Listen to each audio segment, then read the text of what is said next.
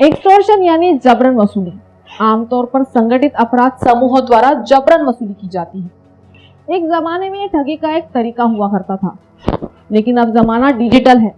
सारे तरीके सिमट कर डिजिटल प्लेटफॉर्म पर आ गए हैं, इसलिए अपराधी भी हाईटेक होते जा रहे हैं। एक्सटॉर्शन अब सेक्सटॉर्शन हो गया है। साइबर ठग सेक्सटॉर्शन कर लोगों से पैसे ऐंठ रहे हैं। अगर कोई व्यक्ति किसी पॉर्न साइट, डेटिंग साइट या फिर किसी ऐसी साइट को विजिट करता है जो सिक्योर नहीं है, तो हैकर सॉफ्टवेयर के जरिए सर्फिंग डिटेल का बैकअप क्रिएट कर लेते हैं। इसके बाद वे उस साइट को विजिट करने वाले का नंबर, ईमेल आईडी और सोशल मीडिया अकाउंट को तलाशते हैं।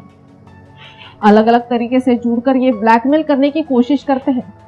ये चलन तेज होता जा रहा है।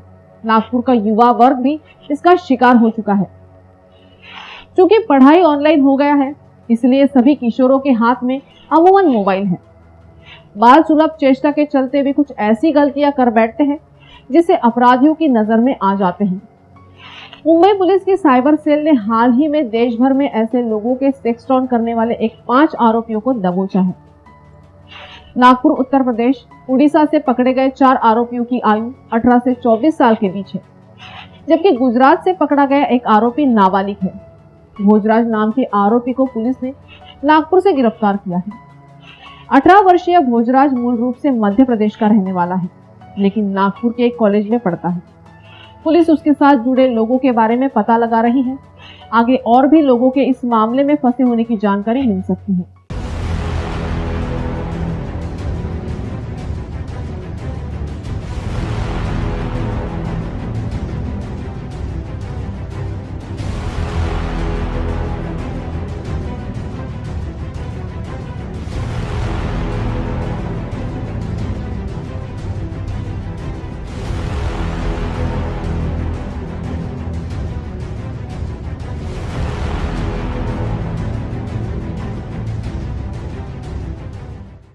सेक्सटॉर्शन का असल मतलब किसी कंप्यूटर में सेंधमारी कर उस व्यक्ति के पर्सनल डेटा को चुरा लेना और फिर उसे ब्लैकमेल कर फिरौती मांगना है। ठगी करने वाले लोग सबसे पहले किसी सुंदर महिला के फोटो के साथ सोशल मीडिया पर प्रोफाइल बनाते हैं।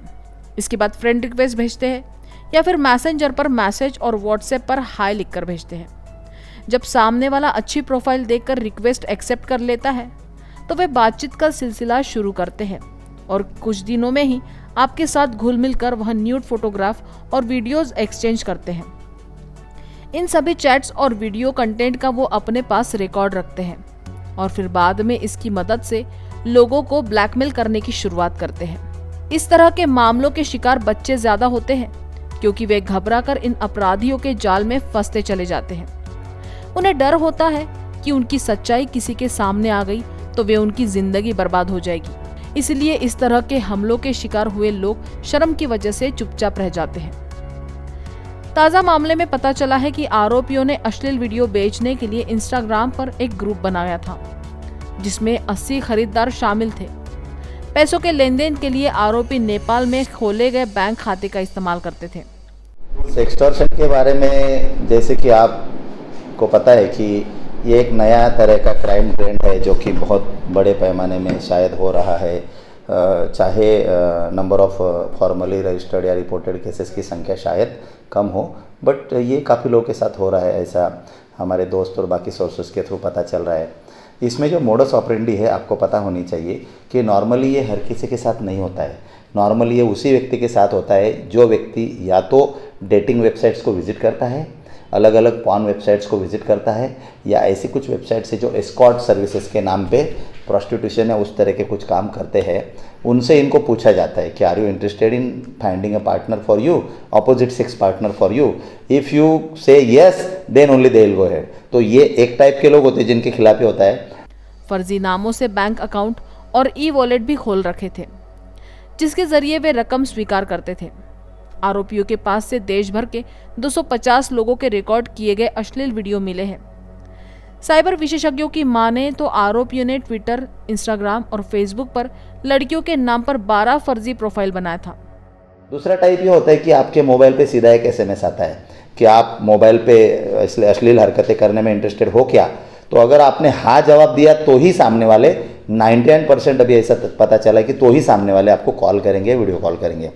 आपको फिर पूछा जाता है कि आप वीडियो कॉल कीजिए ये नंबर पे, या फिर आपको इस नंबर पे वीडियो कॉल आएगा, आप अटेंड कीजिए। तो जैसे अगर इस व्यक्ति ने वो वीडियो कॉल अटेंड किया या खुद वीडियो कॉल किया, तो उधर कोई महिला होती है जिसका कि प्री रिकॉर्डेड वीडियो होता है कभी कभी, जिसमें कि पूरे अश्लील उसकी हरकतें होती है, या फिर कभी कभी लाइव वीडियो भी होता है कि वो खुद कपड़े निकालती है और इसको बोलती है कि आप कपड़े निकालिए, आप बाथरूम में जाइए, बेडरूम में जाइए, दरवाज़ा बंद कीजिए, कॉन्फिडेंशियलिटी रखिए। तो वो आपकी साइकोलॉजी के साथ खेलते हैं ताकि आपको ऐसा लगे कि ये पूरा सेफ है और इसमें कोई प्राइवेसी का उल्लंघन नहीं होगा।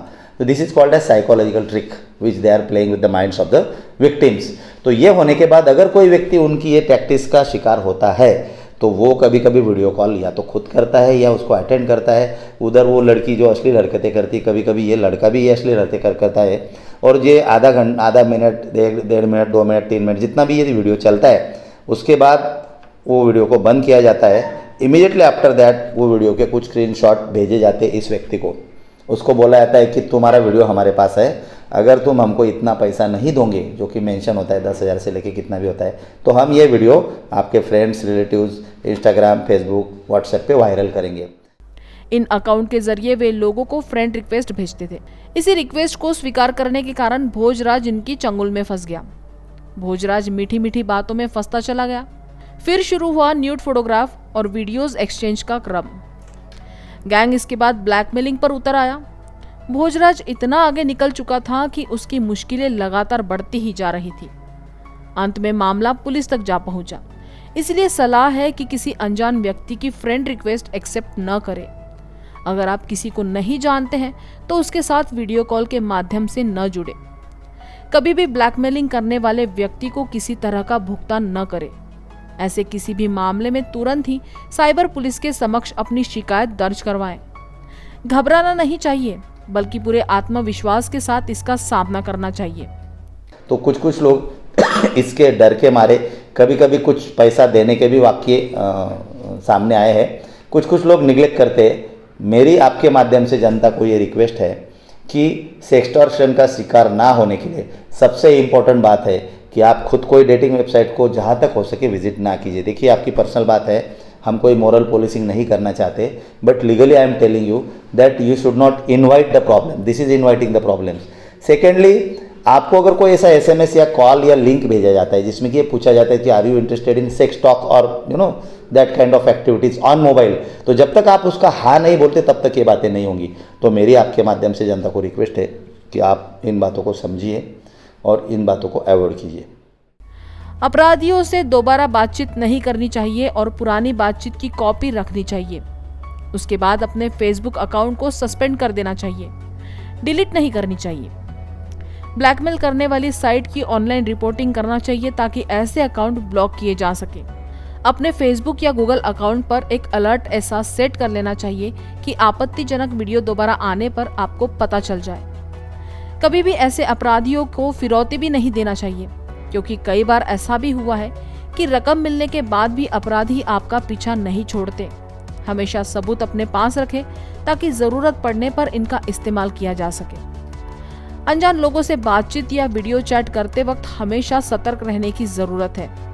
कोई भी ऐसी हरकत न करे जिससे अपराधियों को फायदा पहुंचे।